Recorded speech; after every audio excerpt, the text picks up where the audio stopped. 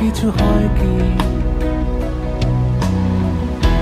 থিওরিতে কত কিছু হয়, জীবন অতটা স্পষ্ট নয়, মাঝে মাঝে ঝাপসা হয়ে যায়।